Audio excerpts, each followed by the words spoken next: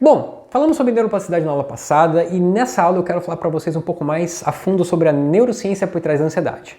Primeira coisa que eu quero que você entenda é o que acontece no nosso corpo quando nós estamos ansiosos. Basicamente, quando você está ansioso, o seu corpo ele começa a ter uma reação que a gente chama de reação de luta ou fuga. Como que funciona isso? O seu corpo, a sua amígdala cerebral, que ela é responsável por um lado mais emocional do seu cérebro, que nem a gente falou, que nem eu falei para você na aula passada, o seu cérebro ele aprendeu em algum momento que a experiência ela é positiva ou negativa. E a partir disso, se ele detecta que você está passando por uma experiência possivelmente negativa, ele começa a acionar essa reação do sistema nervoso simpático, que é a reação chamada de luta e fuga. O seu corpo, mediante uma situação de estresse que ela pode ser real ou imaginária, e é importante que você entenda isso, ele começa a descarregar cortisol, adrenalina no seu sangue, isso faz o seu coração acelerar, a sua mão fica suada, você começa a ter aqueles sintomas de ansiedade e a partir do seu corpo ele se prepara para essa reação de luta e fuga. Mas o que é isso? Imagina que você era um homem da caverna novamente, né? Não tem como eu te explicar as coisas sem pensar nos homens das cavernas, nos caçadores-coletores, e você tem um mamute para caçar ali na sua frente, só que o mamute é enorme, então você está vendo aquele mamute, ele é grande pra caramba, ele é muito mais forte que você.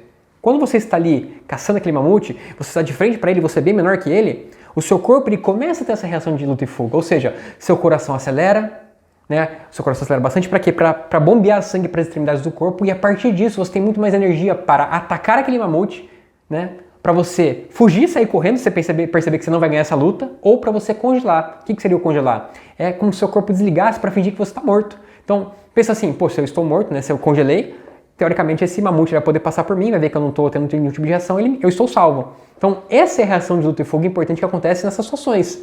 Então, o que acontece? Só que no mundo moderno, o seu corpo ele está tendo essa reação para quando você tem contas atrasadas, para quando você tem que apresentar um trabalho para alguém, para quando você está numa situação de ir no primeiro encontro, ou seja, o seu corpo ele reage da mesma forma que naquele momento lá, só que, e muitas vezes, numa situação muito mais imaginária. E isso é importante que você entenda porque o contexto no qual você está inserido importa. E o que quer dizer o contexto, Renan? Vou te trazer uma reflexão aqui agora, eu quero que você pense. Imagina a seguinte situação, você está andando numa rua, chega uma pessoa, você está de costas, chega uma pessoa, você sente alguma coisa nas suas costas e fala para você que é um assalto. O que acontece naquele momento? O seu corpo, ele começa a ter uma reação de ansiedade, uma reação completamente justificada, ou seja, seu corpo libera adrenalina, cortisol, seu coração acelera, Você começa a produzir toda essa energia para quê? Ou para você sair correndo do assaltante, ou para você dar um murro na cara dele, ou para você congelar, que é o estado de choque que a gente fala. Só que daí você vira, aí o assaltante ele rouba suas coisas, ele te ameaça, etc, etc. Você chega na sua casa, aí você fica pensando naquilo, você fica remoendo aquilo e talvez você nunca mais consiga nem passar por aquela rua que você foi assaltado. Só de lembrar desse assalto, o seu corpo ele já descarrega toda aquela sensação, depois da experiência que você passou. Talvez você se identifique, talvez você já foi assaltado, talvez você tenha passado por uma experiência semelhante, você sabe que é assim. Ou talvez ali, você pode ter resiliência. Talvez você entenda que foi um momento pontual, que não vai acontecer de novo e você aprenda a lidar com aquilo até que o ponto que não te tormente mais. Mas olha só a situação, como o contexto importa. Imagina a mesma situação. Você está ali, você sente uma coisa nas suas costas e aí a pessoa ela fala que é um assalto, você se assusta, só que depois, quando você vira, você descobre que é um amigo que você não via há muito tempo, ele quis te dar um susto, e aí toda aquela reação você teve, o seu coração acelerou, teve taquicardia, liberou adrenalina, cortisol no sangue, só que quando você percebe que aquela pessoa que estava fazendo isso com você era um amigo, toda aquela reação devagarzinho ela vai baixando. Ou seja, seu corpo ele vai normalizando a situação, por quê? Porque ele entendeu que aquele contexto não é perigoso para você. Então talvez você fique bravo, talvez demore um tempinho para você baixar o coração ali, mas vai passar. E aí quando você for para sua casa, você não vai ter aquela mesma sensação, tipo, eu nunca mais posso passar naquela rua porque eu vou ser assaltado. Porque o contexto era outro. Você passou pelo susto, passou por uma experiência traumática, vamos dizer assim, só que depois que você entendeu que aquele contexto não era perigoso, você não desenvolveu um medo maior. Ou seja, a sua ansiedade ela não ficou descontrolada e você aprendeu a conviver com isso. E é importante que você entenda isso, porque a mesma coisa vale... O que diferencia nós seres humanos, para os animais? Se você, por exemplo, para você ver como o contexto importa. Se você, por exemplo, você vai fazer uma cirurgia, talvez semanas antes da cirurgia você já esteja preocupado, ansioso. Nossa, como é que vai ser a cirurgia? Como vai ser assim? Nossa, vai ter que acontecer isso, etc. Você vai ficar ansioso, vai dormir mal, vai ficar mais estressado, vai ficar com o coração acelerado, enfim. E aí, quando chega no dia, provavelmente vai acontecer essas mesmas reações no período antes da cirurgia. Só que a gente sofre com antecedência, a gente sofre premeditando como vai ser a situação. Agora, não sei se você tem animais, um cachorro, um gato, mas imagina que você chega para o seu gato e o gato ele vai ter que levar ele no veterinário. Aí você chega para ele, vamos fingir que o nome dele é Filó. O nome do seu gato é Filó. Você fala, Filó, hoje nós vamos no veterinário. Aí a Filó, ela começa a sentir o coração acelerando, taquicardia, ela fica ansiosa, ela fica temerosa. Isso vai acontecer com o seu gato? Não. Porque o seu gato, ele não vai sofrer com antecedência achando que vai no veterinário. Ele vai sofrer na hora que ele está no veterinário acontecendo.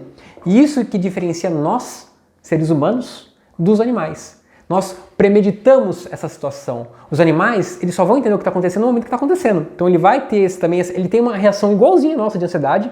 Se você pega para ver, fisicamente a reação é muito parecida, e só que a diferença é que não existe esse sofrimento por antecedência. Então o contexto ele importa muito para a ansiedade acontecer. Outro ponto importante que você precisa começar a entender a partir de agora é que existem dois caminhos da ansiedade. E isso aqui é fundamental para você começar a entender esse curso. Mas Ana, quais são esses caminhos? Existe o caminho da ansiedade que ela vem pelo pensamento, existe o caminho da ansiedade que ela vem pelo corpo. E por que é importante você diferenciar cada um desses caminhos? Porque a maneira, a ferramenta que você vai utilizar para cada um desses caminhos muda de acordo com a ansiedade que você tem. E pode ser que você tenha as duas. Mas no momento, quando você estiver vivenciando aquela específica, você vai ter que usar uma ferramenta específica para aquela ansiedade. Mas Ana, o que é ansiedade pelo pensamento? É exatamente isso que eu falei para vocês. Quando você está premeditando que algo vai acontecer, talvez baseado nas suas experiências do passado, então esse pensamento, nossa, amanhã eu vou fazer uma prova, eu vou mal, vou me dar mal, aí seu coração acelera, você começa a ter taquicardia, isso é uma ansiedade que vem pelo pensamento. Agora, talvez se você já teve uma crise de pânico, uma crise de ansiedade, você sabe que existem ansiedades que vêm pelo corpo. E por mais que você tente entender o que está acontecendo, não tem um pensamento, é como se o seu pensamento ele ficasse todo... você não consegue ter a sua função cognitiva acontecendo de forma adequada. Simplesmente o seu corpo ele começa a responder à ansiedade. Seu coração acelera, você sente taquicardia, suor na mão, todas aquelas sintomatologias da ansiedade, só que sem entender o porquê que está acontecendo. E isso é uma ansiedade que vem pelo corpo. Ou seja, se você pegar ferramentas para agir no corpo, você talvez não consiga controlar a ansiedade do pensamento. Se você pegar ferramentas que funcionam para o pensamento, talvez você não consiga controlar a ansiedade que vem pelo corpo. Então entender esse princípio que existem esses dois tipos de ansiedade é fundamental para que você faça bom proveito de tudo que eu vou ensinar para você de ferramentas para controlar a ansiedade. Beleza? Então é isso. É isso que eu queria que você entendesse agora um pouquinho sobre a neurociência por trás da ansiedade. Na verdade, é um estudo muito mais amplo que isso, mas a minha ideia aqui é ser um curso prático e realmente eu quero que você entenda a base de tudo isso para que quando você ter uma reação dessa, você entenda, opa, tá, isso está acontecendo, eu estou tendo uma reação de ansiedade. Então, assim, entender os mecanismos por trás de tudo que eu expliquei vai fazer você ter mais lucidez para lidar com ela, porque você não é refém, tipo, eu não sei porque isso está acontecendo, opa, eu entendi agora porque isso está acontecendo, mas a partir disso você vai tentar encontrar as melhores maneiras de poder resolver isso, que é o grande objetivo. Beleza? Nos vemos na próxima aula, um abraço e até mais.